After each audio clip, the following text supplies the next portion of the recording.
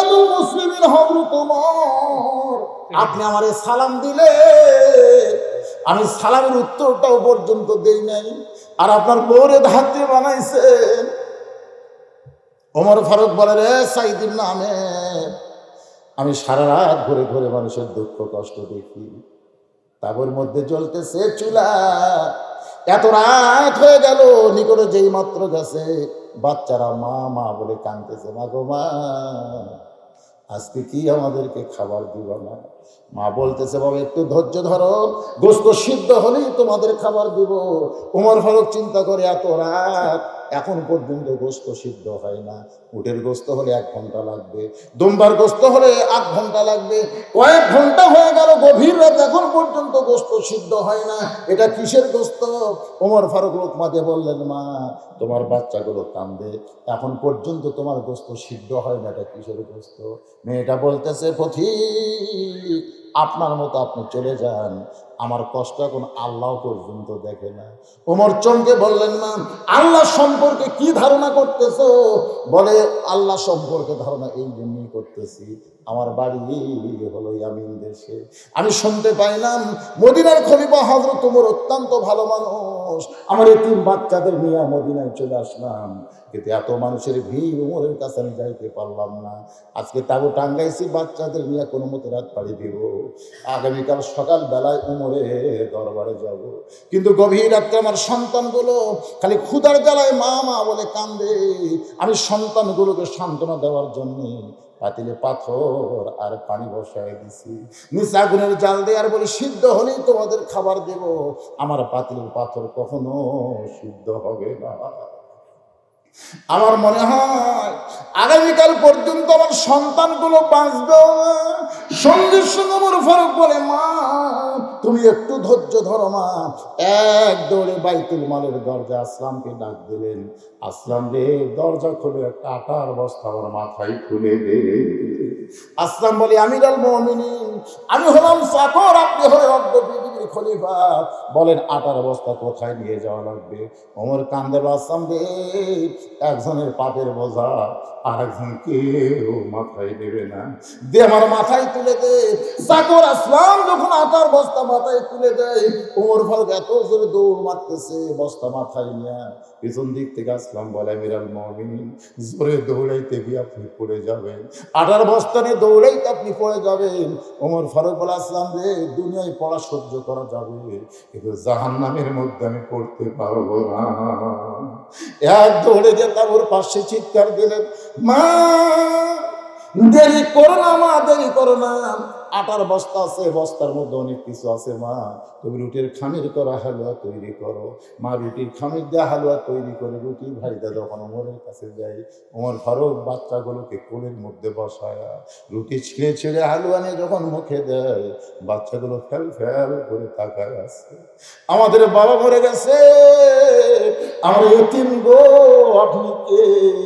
এই গভীর রাত্রে বাবার দরদ দিয়ে আমাদের বুকের মধ্যে উঠাইলে। মেয়েটা চিৎকার করে বলে, আল্লাহ ওমরে মদিনার খলিফা না বানাইয়া এই মানুষটার যদি মদিনার খলিফা বানাই দিতা, তাহলে তোমার মদিনা আল্লাহর জান্নাত হয়ে যেত।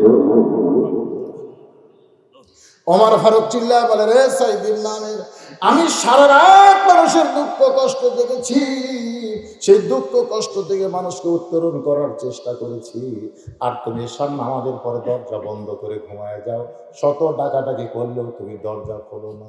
সাইদ আমের বলে, আমিরুল মুমিনিন, আমার দরজায় জনগণ ডাকাডাকি করে এটা আমি জীবনেও কোনোদিন শুনি নাই, আজকে অভিযোগ করার কারণেই আমি শুনতে পাই। কেন দরজা বন্ধ করে ঘুমের মধ্যে থাকি? যখন আজকে অভিযোগ করেছে, আমি সেই অভিযোগটাও উইথড্র করতে চাই। ওমর ফারুক বললেন, চাইলে হবে না, কি কারণে দরজা বন্ধ করে সারা রাত পানি দাও, এটা জনগণের সামনে প্রকাশ করার দরকার আছে না? দরকার আছে না? অবশ্যই প্রকাশ হবে। আল্লাহর কোরআন দিয়ে আমি আপনাদের সামনে তেলাওয়াত করেছি, ফাদখুলি ফি ইবাদি ওয়াদখুলি জান্নাতি, যে আল্লাহর দাসত্বের শৃঙ্খল নিজকে আবদ্ধ করে নিল, সে যেন তখনই জান্নাতের মধ্যে প্রবেশ করলো। সুবহানাল্লাহ। ভাইজান, এভাবে ওয়াজ করতে করতে আমি সারা রাত ওয়াজ করলে তো হবে না, আমার পিছনে আর একটা বক্তা আছে, আমি যখন উঠছি তখন বাজে 8টাতে 2 মিনিট কম, এখন বাজতেছে 10টা 8 মিনিট। আমি আরও ওয়াজ করবো, অসুবিধা নেই, অসুবিধা নেই। কিন্তু এই যে মাদ্রাসা নিয়ে এই শুরুর থেকে শেষ পর্যন্ত গল্প হলো। মাদ্রাসার হাফিজই কিন্তু খবর দিন হাজির ধরে, কোন কথা ঠিক কিনা, আর 9 জনকে হত্যা করলো। আজকে আমাদের এই মাদ্রাসাগুলোর অবস্থাটাও ব্যাগতিক ভাই। এই মাদ্রাসা সরকার চালায় না, আপনারা চালান। আপনাদেরকে আল্লাহ যে সম্পদ দিয়েছে সেখান থেকে কিছু দান করেন, আর সেই দান দিয়ে মাদ্রাসা চলে। আজকে এই বিশাল মাহফিলে আমি আপনাদের 100 জন আল্লাহর বান্দাকে চাই, এই এতিম মাদ্রাসায় একটা করে কোরআন শরীফ দেওয়া লাগবে। আপনারা কি দিতে পারবেন? একটা করে কোরআন শরীফ, যে কোরআন ওমর ফারুক বলে, রে সাইদির নামের 4টা অভিযোগের মধ্যে 2টা উত্তর হয়েছে। এখন 3 নম্বর অভিযোগ হলো, মাঝে মধ্যে কার্যালয়ে কাজ করতে করতে তুমি বেহুশ হয়ে পড়ে যাও। কারণ তুমি শুধু আমিনের প্রধানমন্ত্রী নাও, তুমি আমিনের কেন্দ্রীয় মসজিদের ইমাম। আল্লাহ রাসূল বলেছেন, যাদের মির্কি ব্যারাম আছে, হঠাৎ কাঁপতে কাঁপতে পড়ে যায়, এমন মানুষ যত বড়ই দামি হোক না কেন, তাকে কোনো নেতার আসনে বসানো যাবে না, এবং তার দ্বারা ইমামতিও চলবে। হঠাৎ হয়তো নামাজ পড়াতে গিয়ে 2 রাকাত পড়াতেই মির্কি ব্যারাম হচ্ছে, ঠাস করে পড়ে গেল, অবস্থা কি হলো? এই জন্য নেতা নির্বাচন করতে গেলে রোগা বুড়িয়ে লাগিয়ে ধরা হেঁটে ওই লিজই লড়বার পারতেছে না, ওই জনগণের কি খেদমত করবে? এই জন্য ইয়ং জেনারেশন মেম্বার চেয়ারম্যান যারা দাঁড়াবে, ভোটটা তার কি মারা লাগবে, কথাটা বুঝলেন? এই বুড়ে তোলা ভাঙ্গা তোলা কিন্তু আসল না। যারা মসজিদে চেয়ার নিয়ে নামাজ পড়ে, ওরা আবার চেয়ারই লোক দাঁড়ায়। 13টা ফরজের মধ্যে একটা ফরজ হলো দাঁড়ায় নামাজ পড়া। তুমি হেঁটে হেঁটে মসজিদে এসে চেয়ারত বসো, তুমি তো চেয়ারই মধ্যে ফরজ উপযুক্ত। আমার কথা কি বুঝলেন? এখন কি বুঝতেছেন? সাইদ আমির বলতেছে, আমিরুল মুমিনিন, আমার কোনো মির্কি ব্যারাম নেই, আমি মাঝে মধ্যে কার্যালয়ে কাঁদতে কাঁদতে বেহুশ হয়ে যায়। এইটা যদি আপনি শুনতে চান, আমার জীবনের একটা করুণ কাহিনী শুনতে হবে, যেটা আপনারা হয়তো সহ্য করতে পারবেন না। ওমর ফারুক বললেন, তোমার বিরুদ্ধে অভিযোগ করা হয়েছে, তুমি কার্যালয়ে কাজ করতে করতে কাঁদতে কাঁদতে বেহুশ হয়ে যাও। এই বেহুশ হওয়ার কারণ কি বলতে হবে? সাইদ নামের বলে, তাহলে শোনেন, আমি যখন কাফের ছিলাম, আমি কিন্তু জন্মসূত্রে মুসলমান না। আমরা যারা এখানে বসে আছি, আমরা সবাই হলাম জন্মসূত্রে মুসলমান। জন্মসূত্রে হয়েছি তো, এই জন্য মুসলমানের খুব একটা আমরা দাম দিই না, কিন্তু হিন্দুর থেকে, কাফের থেকে, ইহুদি থেকে, খ্রিস্টান থেকে যারা মুসলমান হয়েছে, তাদের কিন্তু দাম আছে। জোরেগান আছে না? জোরেগান আছে না? সাইদির নামের বলে, আমি যখন কাফের ছিলাম, ওই কুফুরি অবস্থায় আমাদের নেতার নাম ছিল আবু সুফিয়ান। তখন কাফেরদের নেতার নাম কি? আবু সুফিয়ান বলতেছে, রে মক্কার যুবকেরা, আব্দুল্লাহ এতিম পরা হিজরত করে মদিনায় গেল। মদিনায় যাওয়ার পরে বদর যুদ্ধ হলো, সেই যুদ্ধে আমাদের নেতা আবু জেহেল সহ অনেক নেতারা দুনিয়া থেকে বিদায় হয়ে গেল। এখন শুনলাম মদিনা নাকি রাষ্ট্র গঠন করেছে, মদিনা নাকি রাষ্ট্র গঠন করেছে, আর সেই রাষ্ট্রের প্রেসিডেন্টের নাম হলো মুহাম্মাদুর রাসূলুল্লাহ। এই কোরআন দিয়ে যদি মদিনা চলে, একদিন কোরআন দিয়ে মক্কা চলবে, একদিন কোরআন দিয়ে গোটা বিশ্ব চলবে। তো মুসলমানের চলার পাথেও কোরআনকে তাদের কাছ থেকে যদি কায়রা নেওয়া যায়, তাহলে মুসলমান চলার কোনো রাস্তা পাবে না, মুসলমান আস্তে আস্তে ধ্বংস হয়ে যাবে। আজকে আমাদের দেশে কোরআন আছে না? না, কিন্তু কোরআন মতো যদি আমরা না চলি, আমরা আস্তে আস্তে কি হব? কথা কয় না, কি হব? আবু সুফিয়ান বলতেছে, যুবকেরা, এখন মদিনায় গিয়ে আব্দুল্লাহ এতিম পোলাদ এই কোরআন যা বলে সেই অনুযায়ী চলে। আর চলার কারণে মদিনা এখন ইসলামী রাষ্ট্র গঠন হয়েছে, ওই মুসলমানের কাছ থেকে কোরআনকে ছিনিয়ে নেওয়া লাগবে। তো মক্কার যুবকেরা বলতেছে, কোরআনকে ছিনিয়ে কিভাবে দেবে? কোরআনকে ছিনিয়ে নিতে গেলে কি করা লাগবে? আবু সুফিয়ান বলতেছে, তখন কোরআনের হাফেজ ছাড়া এরকম লিখিত কোনো কোরআন ছিল না। এখন যেরকম কি আছে, কথা পায় না, হাফেজ ছাড়াও লিখিত কোরআন আছে না? তো তখন লিখিত কোরআন ছিল না। আবু সুফিয়ান বলল, ওই কোরআনের হাফেজগুলোকে হত্যা করা লাগবে। আজকে আমাদের বাংলাদেশে কোরআনের হাফেজকে সরাসরি হত্যা করা হচ্ছে না, কিন্তু অনেক হাফেজ সাহেব আমার এলাকায় এই করোনা ঠেলায় অটো ভ্যান কিনছে, অটো ভ্যান। আমার এলাকার এক ছেলে দাওরা পাশে এবং কোরআনে হাফেজ, এখন ভ্যান চলায়। আমি বললাম, কে আবার চাকরি হচ্ছে না? হুজুর, মাদ্রাসা বন্ধ হয়ে গেছে। তো মাদ্রাসা বন্ধ হলে কি করবেন? ভ্যান চালানো লাগবে। তবে এখন পেট্রোল মারা লাগে না, খালি আমি বললাম কামাই কিরকম? বলে সব কিছু খরচ বরচ বাদ দিলে মাস দিনে 500 টাকা থাকে হুজুর, তাতে 15,000 টাকা টিকে। আর এই মাদ্রাসা চাকরি করতাম 6,000, কেশিয়ার সকালে গরম দেখায়, সেই ডেট আবার বিকেলে দেখায়, আবার সব উঠেছে মধ্যরাত্রি গরম করে, 3 বেলা গরম, ভাত না। গরম দেখতে দেখতে আমার 6,000 টাকা তো কুটি হেরা যায় আল্লাহ। আমি মাথায় হাত দিয়ে বললাম, বাজান এই দেশের নাম হলো বাংলাদেশ, এই দেশে কোরআনের হাফেজ ভ্যান চালায়, আর সাধারণ মানুষ ওই ভ্যানের উপরে চড়ে আবার সিগারেট খায়। জোরে খান কথা ঠিক কিনা? হাফেজ সাহেব ভ্যান চালাচ্ছে, অটো ভ্যান চালায়, আর সাধারণ মানুষ ওই জায়গায় উঠে ভেলকিবাজি গল্প করতেছে। হাফেজ সাহেব কিছুই বলতে পারতেছে না। এটা কিন্তু চরমভাবে হাফেজদেরকে অপমান করা হচ্ছে। জোরে খান কথা ঠিক কিনা? আস্তে আস্তে হাফেজদেরকে ধ্বংস করার একটা পাঁয়তারা চলবে। আগে আমরা দেখছিলাম, আজ থেকে 20 বছর আগে একটা গরুর চামড়া ছিলা না হতেই 3 জন যারা খারাপ হয়ে আছে, ছিলাই হয়নি 1500, একজন হচ্ছে না 1500, ওই ঠকাচ্ছে 2000, আরেকজন 2000 চামড়া আছে 3000। 15 বছর আগে গরুর চামড়া বেঁচে 3000।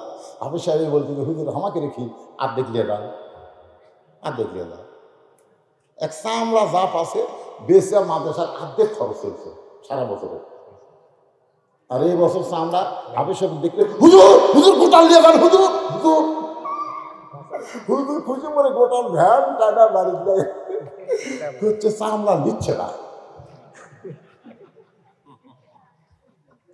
আমি চিন্তা করলাম জুতা কিনবার গেলে যে জুতার দাম আগে আসলে 500 সেটা হয়ে গেছে 1100। চামড়ার জুতার দাম 1100 আর কুরবানির চামড়ার দাম 200। এর কারণ কি? কারণ জুতার দাম যদি কমে যেত তাহলে বুঝতাম চামড়ার দাম নেই। কথা ঠিক কিনা বলেন? তাহলে জুতার দাম ডবল হয়ে যাচ্ছে আর চামড়া 3000-এর জায়গায় 300 হচ্ছে। কারণ কি? এই কারণ আরো তল্লাশি করে দেখছে যে এই মাদ্রাসাগুলো চলে এই কুরবানির চামড়া দিয়ে। এই কুরবানির চামড়া একবার কাজ করে ভালো লাগবে, ভালো লাগবে। একদিন কিন্তু কাজ করছে, এখন মাছগুলো খেতরা অনেকে দেয়, অনেকে হুজুর এবার যে বছর করোনার বছর দেওয়া যাবে না। কি বিপদ কি পড়ছে ভাই! এটা কিন্তু ধ্বংস করার একটা চক্রান্ত। ধরে বলেন কথা ঠিক কিনা? সাইদ ইবনে আমির বলে, আমির আল মুমিনিন, আমি কাফের যুবক থাকা অবস্থায় আমাদের নেতা আবু সুফিয়ান বলতেছে এই কোরআন মুসলমান থেকে কাইরা নেওয়া লাগবে, কোরআনের যারা হাফেজ তাদেরকে হত্যা করা লাগবে। আমার নেতা বললেন, রে যুবকেরা, তোমাদেরকে মুসলমান সাইদা মক্কায় যাইতে হবে, মদিনায় যাইতে হবে। মদিনার মানুষটা অত্যন্ত নরম। কেরা এটা স্বীকার করে না? কেন রে এরা কি স্বীকার করে না? কিনা বসো বসো, কি করবে ইচ্ছা তোমরা? একে বাপ মা কোথায়? একে এক্সারসাইজ করেন, আপনি বলেন না কেন? আল্লাহ রাসূল বলেছে 7 বছর থেকে তালিম দাও, 10 বছর থেকে জোর করে নামাজ পড়াও। কথা কোন ঠিক কিনা? এরকম তো 7 বছর হয়ে গেছে, 10 বছর গেছে, এখন তো থাপড়ান লাগবে। হ্যাঁ বসো, ফাইন হয়ে বসো, তোর গল্প চলবে না। বোঝো না বোঝো আসো না। আল্লাহর বান্দার একটু মনোযোগ দেবেন।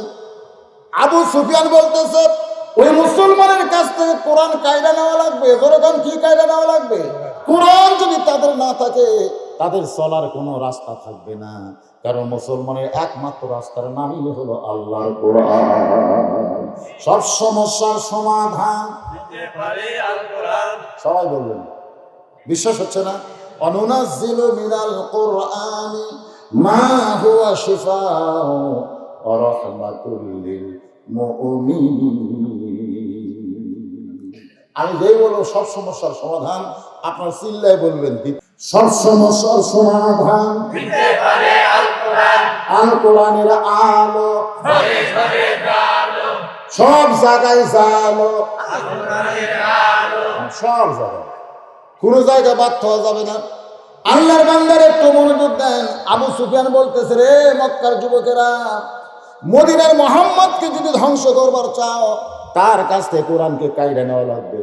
আর এই কোরআন কায়দা নিতে গেলে কোরআন হাফেজদেরকে হত্যা করা লাগবে। হাফেজদেরকে হত্যা করতে গেলে তোমাদেরকে মুসলমান সাইদা তার কাছে যাইতে হবে, কারণ সে অত্যন্ত নরম মানুষ। সুবহানাল্লাহ। তো মক্কার কত ছেলেরা মুসলমান সাজে, মুসলমান কিন্তু হয়নি, মুসলমান সাজে, সাদা বোঝেন না? রমজান মাসে দেখবেন আমাদের এলাকার কিছু কিছু মুসলমান সাজে, ইফতার পার্টি করে, যেরকম কি পার্টি, ইফতার পার্টি করতেছে, এক ঘন রোজা নেই, মাথার টুপি দিয়ে গোলাপ জল আগর জ্বালায়, আর কিন্তু ইফতার সাজায় রাখে, আর বারবার খালি ঘড়ি দেখে, মুসলমান সাজিছে, বারবার ঘড়ি দেখতেছে, আর বলতেছে এত বড় দিন, এত বড় দিন কইটা ফেলে যাচ্ছে, তৃষ্ণায় ছটফট করতেছে, এ বারবার বলতেছে।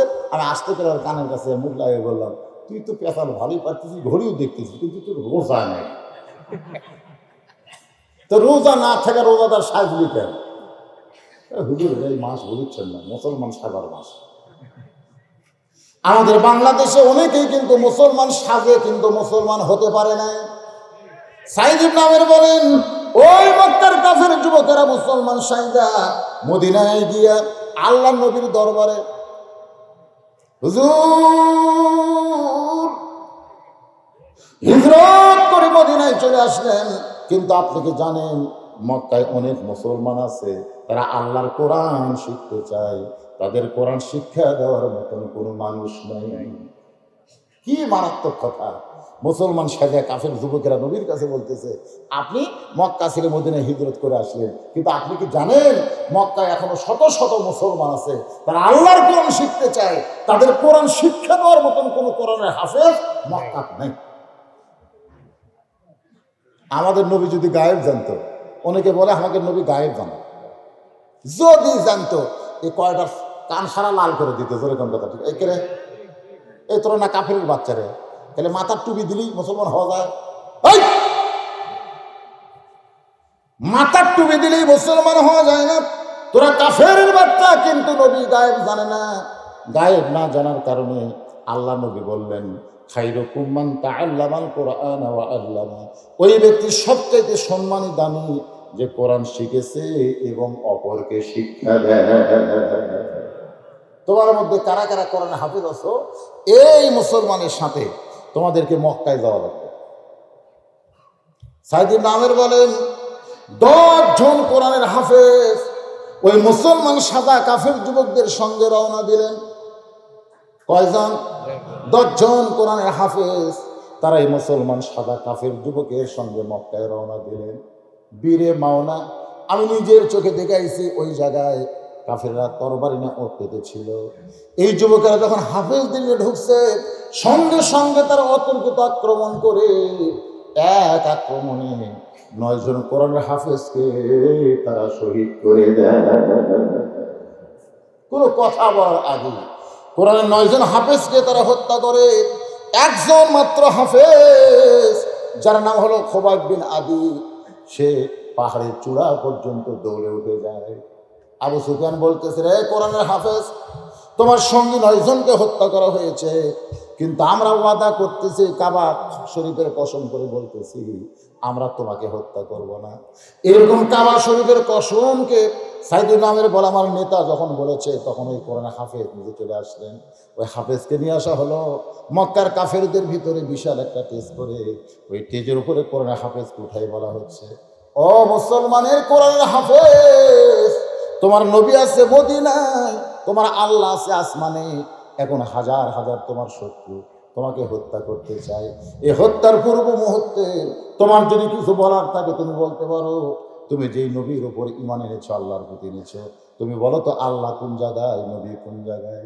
সাইদ ইবনে আমের বলে, আমি কাফেরদের মধ্যে কাফের যুবক হইয়া ওই মুসলমানের কোরআনে হাফেজের দিকে তাকায় আছি। হাফেজ সাহেব চিৎকার করে বলতেছে, তোমাদের কাছে আল্লাহ আসমানি, নবী মদিনায়, কিন্তু একজন মুসলমানের কাছে আল্লাহ আছে ইমানে, আর নবী আছে কলিজা। তার মানে কি গেল? আল্লাহ আসমানে না, নবী মদিনায় না, যারা মুসলমান তাদের ইমানে আছে আল্লাহ, আর কলিজার মধ্যে মদিনার রাসূল আছে। বলে কথা ঠিক না? লা ইলাহা ইল্লাল্লাহু মুহাম্মাদুর রাসূলুল্লাহ। সাইদ ইবনে আমের বলে, আমি তখনও কাফের, কিন্তু মুসলমানের কোরআনের হাফেজের জবান থেকে এমন কথা শোনার সঙ্গে সঙ্গে আমার গোটা দেহ কম্পন দিয়ে উঠলো। আবু সুফিয়ান বলতেছে, রে মুসলমান, তোমার সাথে 9 জনকে আমরা হত্যা করেছি, আর তোমাকে নিয়ে আমরা খেলা করব। তোমাকে নিয়ে আমরা খেলা করব। 9 জনকে হত্যা করার সময় তোমাকেও হত্যা করতে পারতাম, কিন্তু তোমাকে হত্যা করিনি, কারণ মুসলমানদের নিয়ে আমাদের খেলা করতে বড় আনন্দ লাগে। গোটা বিশ্ব এখন কাফের বেঈমানেরা মুসলমানদের নিয়ে খেলা করতেছে। ধরে গন্ধটা ঠিক কিনা?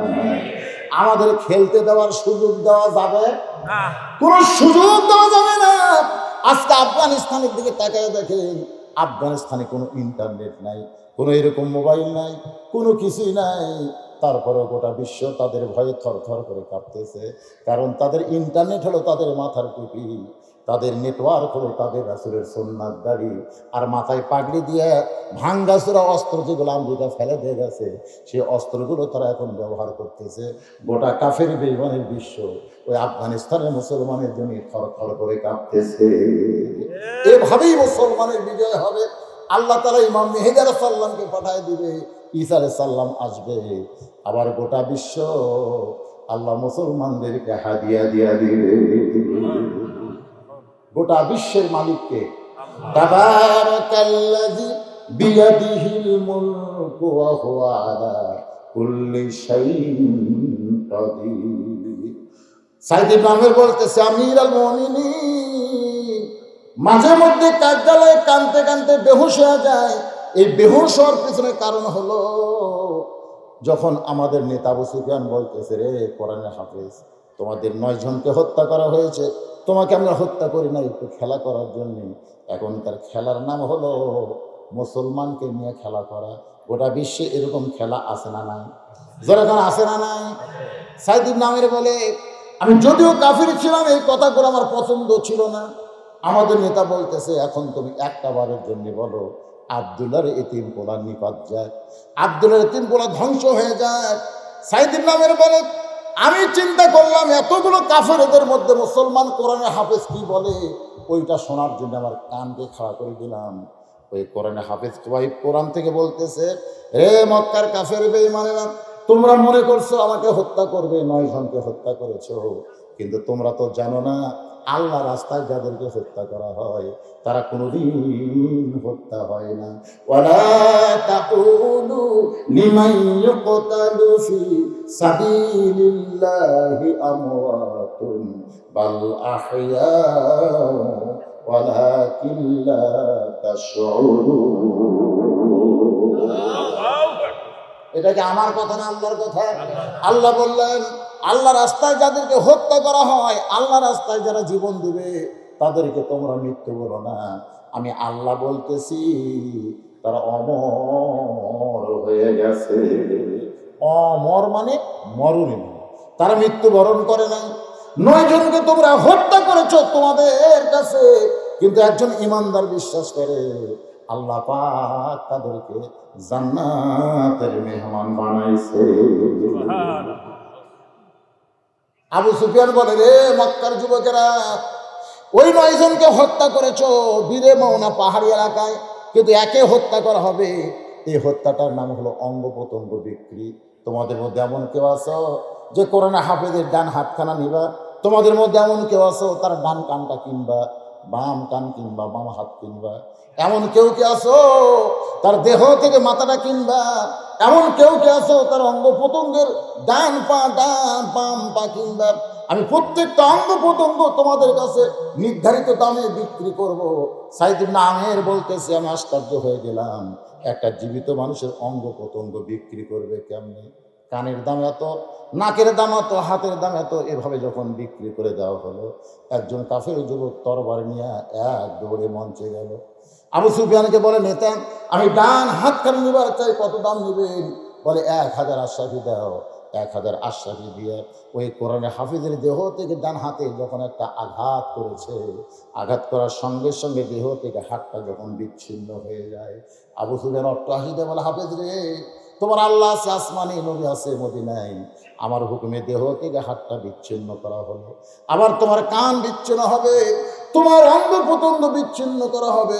সাইদ ইবনে আমির বলে, আমিরুল মুমিনিন, আমি তাকায় দেখি ওই হাফিজের দেহ থেকে রক্ত ঝরতেছে, আর হাফেজটা মুস্কি মুস্কি হাসতেছে, চিৎকার করে বলতেছে, রে দুনিয়ার কাফেররা শুনে নাও, একজন মুসলমানের দেহ থেকে তোমরা হাত বিচ্ছিন্ন করতে পারো, তোমরা পা বিচ্ছিন্ন করতে পারবে, তোমরা নাক বিচ্ছিন্ন করতে পারবে, কিন্তু মুসলমানের কলিজা থেকে আল্লাহ রাসূল কোনদিন তোমরা বিচ্ছিন্ন করতে পারবে না। সাইদ ইবনে আমির বলে, আমিরুল মুমিনিন, আমি চিন্তা করলাম এরপরে কি হয়। আমি দেখলাম আবু সুফিয়ানের নেতৃত্বে আমাদের কাফের যুবকগুলো পাগলের মতন তার দেহের উপর আক্রমণ করলো, কেউ হাত কাটলো, কেউ পা কাটলো, এমনকি আবু সুফিয়ান একটা বর্ষা নিয়ে তার বুকের মধ্যে ঢুকাই দিল। আমি যদিও কাফের ছিলাম, তারপরে দৃশ্যটা দেখে আমি সহ্য করতে পারলাম না। এরা কেমন মানুষ, এদের মানবতা কেমন। যারা কাফের হয়, যারা ইহুদি হয়, যারা খ্রিস্টান হয়, এদের কোনো মানবতা নাই। মানবতা কেবলমাত্র ঈমানের সঙ্গে সম্পর্ক যাদের, আল্লাহ তাদের ভিতরে মানবতা দিয়ে দেয়। হত্যা করে সবাই যখন চলে গেল, আমিও তাদের সঙ্গে গেলাম, কিন্তু গভীর রাত্রে সমস্ত কাফেররা যখন ঘুমায় গেছে, আমি তখন আর ঘুমাতে পারলাম না। আমি চলে আসলাম কোরআনের হাফেজের কাছে। আয়েশা দিকে তার দেহের অঙ্গ প্রত্যঙ্গ তার আবার সেখানে ফেলে দিয়ে চলে গেছে। আমি চাদর বিছায়া তার দেহের মস্তক এবং হাত পা যাগুলো ছিল সবগুলো তুলে, বাজার থেকে যেমন মানুষ গোস্ত কিনে আনে ঠিক তেমন তার অঙ্গ প্রত্যঙ্গ তারা গোস্তের মতো টুকরা টুকরা করেছে। আমি সেই গোস্তগুলো টুকরা করে আমি চিৎকার দিয়ে বললাম, এ মক্কায় থাকবো না, এ মক্কায় কোনো মানুষ নাই, এই মক্কায় যারা আছে সুম্মা রাদাদনাহু আসফালা সাফিলিন। আমি কোরআনের হাফেজ খোবাইব বিন আদির দেহটা গোস্তের মতন টোপলা করে নিয়ে গিয়া মক্কার অদূরে পাহাড়ের পাশে আমি কবর দিয়া আমি ধীরে ধীরে আস্তে আস্তে মদিনার দিকে পা বাড়ালাম। আমি মদিনা রাসূলের মদিনা রাসূলের মসজিদ নববীর দরজায় দাঁড়িয়ে গেলাম। আল্লাহ নবী তখন মসজিদের ভিতরে বসা। আমার চেহারা দেখে আমার দিকে মুচকি হাসি দিয়ে বললেন, 10 জন এখন জান্নাতে, এদের মধ্যে একজনকে আল্লাহ জান্নাতের দরজায় কবুল করেছে। আমি তাকায় থাকলাম ফেলফেল করে। নবী আমার কাছে বললেন, 10 জন জান্নাতের মধ্যে আরাম করতেছে, ঘুরতেছে, আর তুমি জান্নাতে পা দিয়েছো, তুমি কিছু বলতে চাও? বলি, হে রাসূলুল্লাহ, ওই জান্নাতি দলের মধ্যে আমাকে আপনি ভর্তি করে নেন। আমি নবীর হাতে হাত দিয়ে কলমা পড়ে মুসলমান হয়ে গেলাম। আমিরুল মুমিনিন, এখন ইয়ামিনের গভর্নর হওয়ার পরে মাঝে মধ্যে কোরআনের হাফেজ খোবাইব বিন আদির দৃশ্যটা আমার চোখের মধ্যে চলে আসে। ওই কথাগুলো যখন আমার মনে হয়, তখন কাঁদতে কাঁদতে আমি বেহুশ হয়ে পড়ে যাই। আমার কোনো মৃত্যু ব্যারাম নাই, আমার কোনো মৃত্যু ব্যারাম নাই। হাজার হাজার ইয়ামিনের জনগণ কান্দে, চিল্লায় বলতেছে, আমাদের প্রধানমন্ত্রী সাইদ ইবনে আমিরের জীবনে এমন একটা করুণ ঘটনা ঘটে গেছে। আর সেই দৃশ্যের কথা মনে করে কাঁদতে কাঁদতে বেহুশ হয়ে যায়। এটা যদি আমরা আগে জানতাম, তাহলে আমরা কোনোদিন তার বিরুদ্ধে অভিযোগ করতাম না যে কাঁদতে কাঁদতে কেন বেহুশ হয়ে যায়।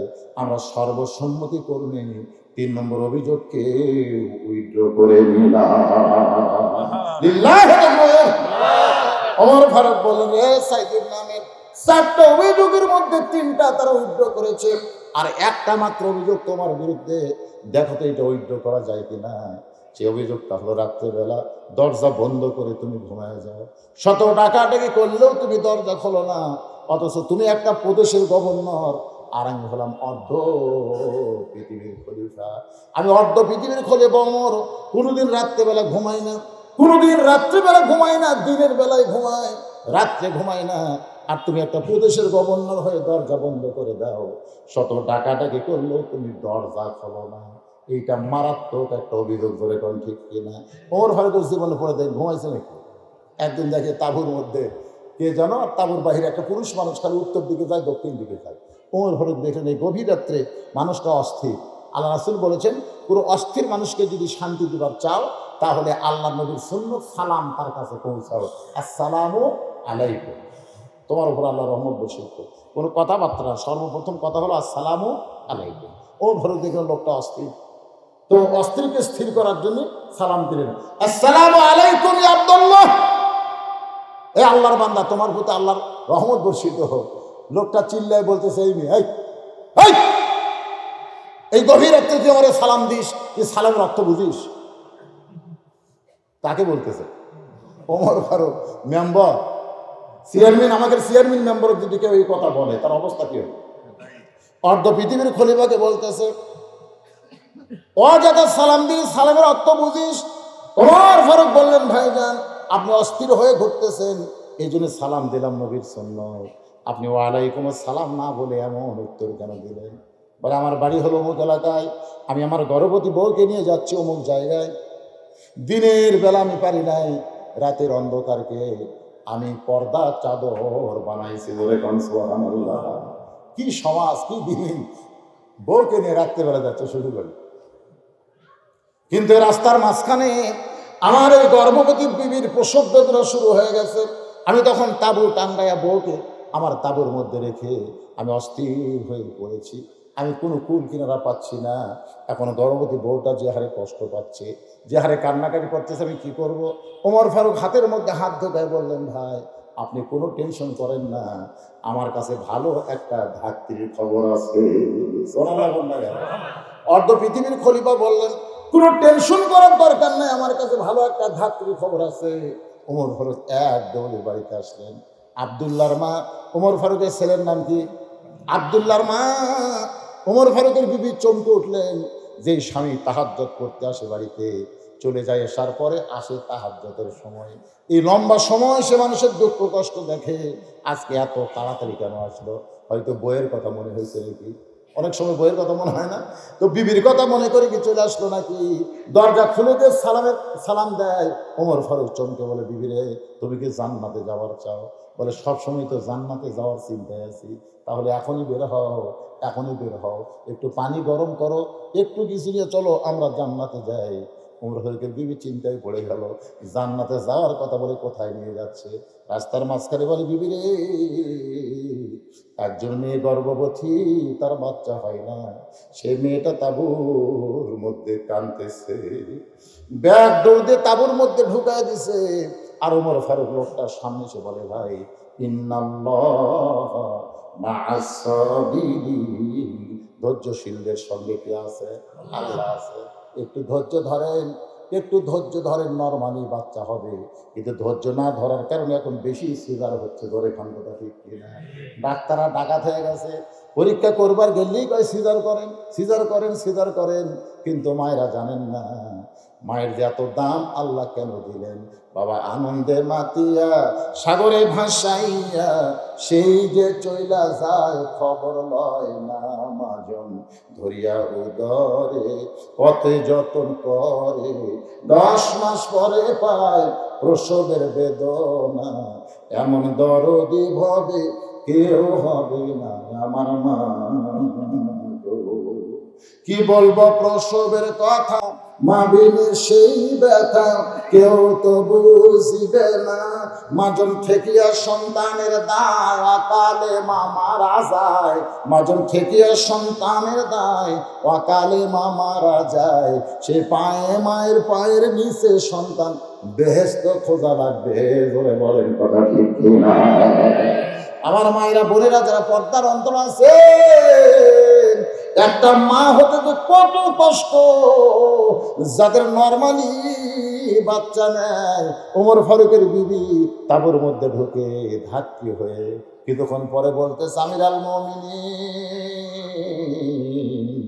আপনার বন্ধুকে খবর দেন, আপনার বন্ধুর বিবি সুন্দরভাবে বাচ্চা প্রসব করেছে। যেই কথা আমিরুল মুমিনিন, আপনার বন্ধুর খবর দেন, ওর খবর কি? কে গো আপনি?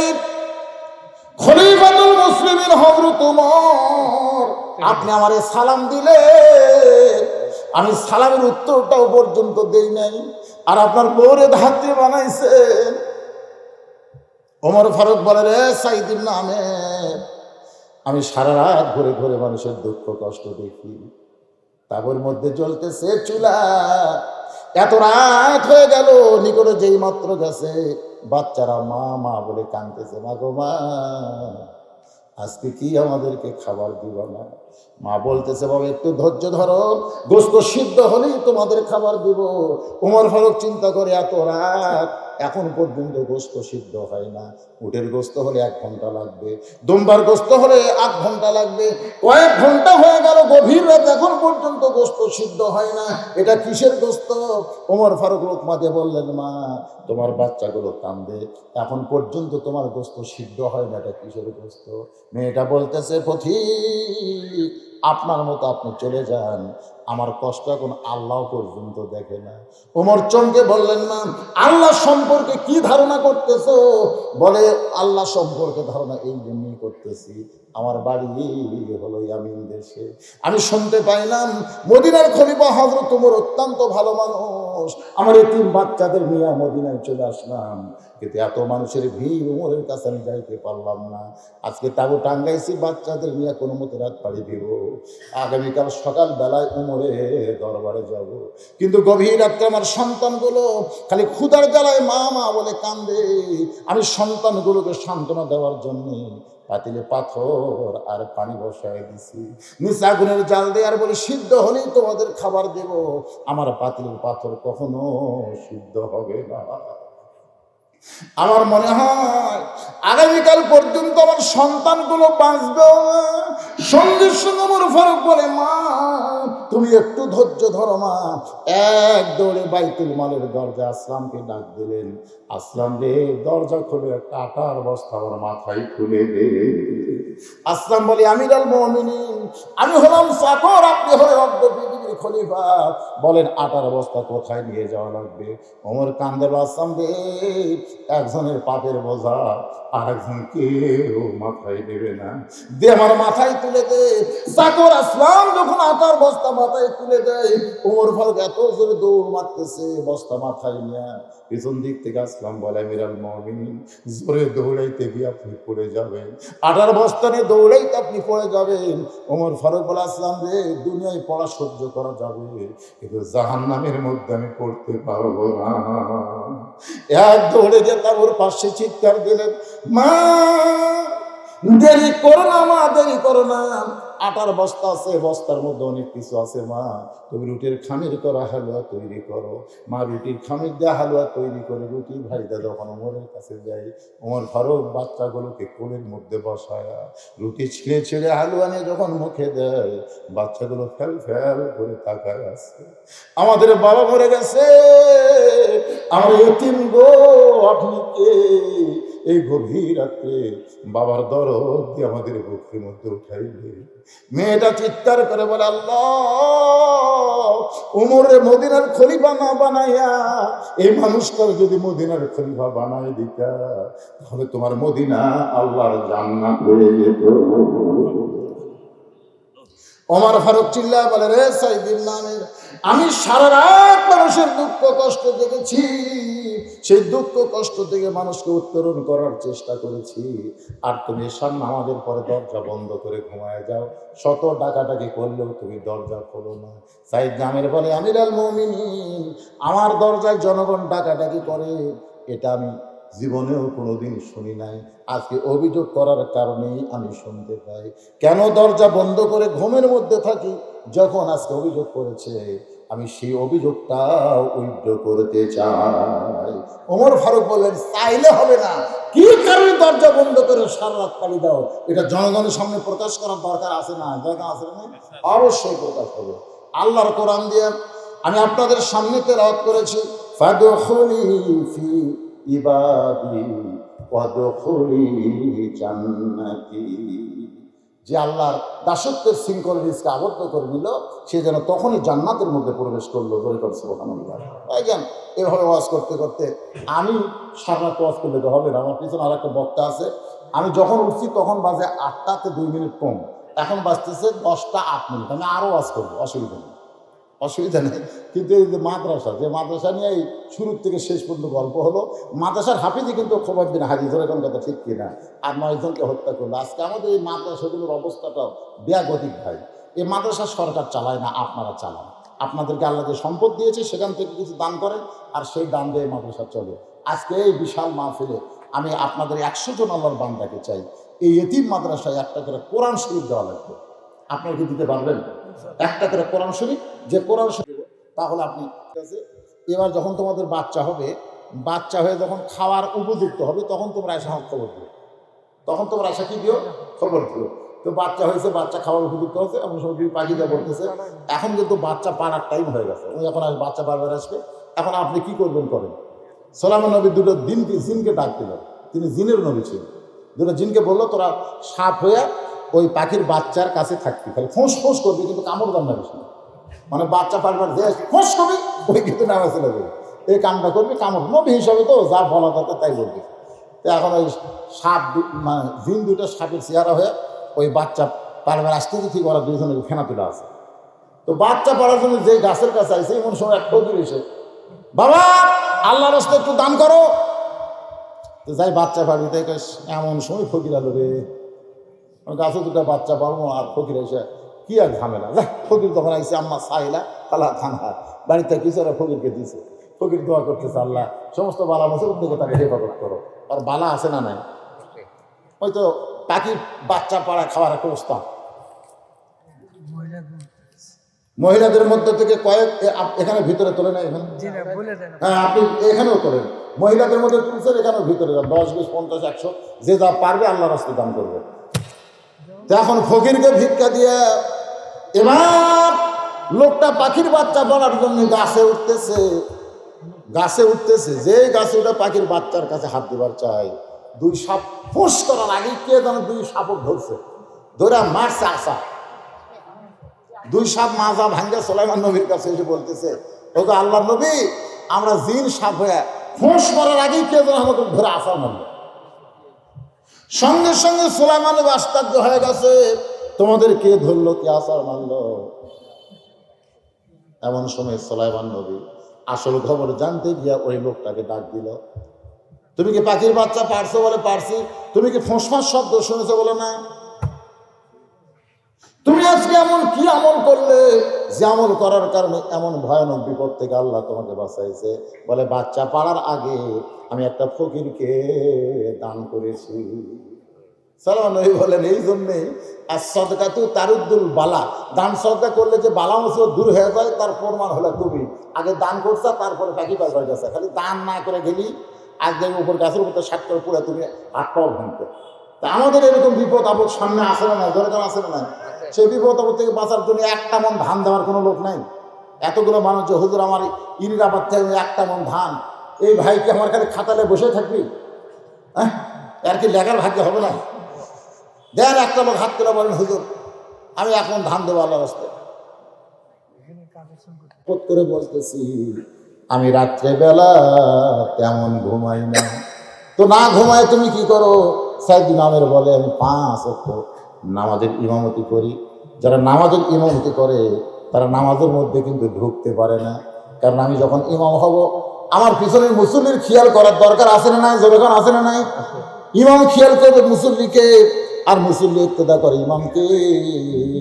ইমাম যদি মনে করে আজকে সেজদার মধ্যে মজা লাগতেছে, আমি সুবহানাল আলা 101 বার করবো, 101 বার করবো, এই নিয়তে ইমাম যদি সেজদা থেকে মাথা না তোলে, আপনার বলেন তো পিছনের মুসল্লি কি মাথা রাখবে নাকি?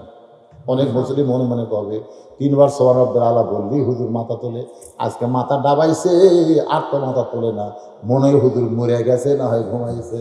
অথচ আল্লাহ নবী বলেছেন অসজুদ অত্তারিব, তুমি সেজদা যখন করবে তুমি আল্লাহর নৈকট্যে পৌঁছে যাবে। কারণ সেজদা না, সেজদা হলো দিদারে ইলাহি। সুবহানাল্লাহ। আপনি বলেন তো যখন ইমামতি করবেন তখন কি আপনি সেজদার মধ্যে ঢুকতে পারবেন?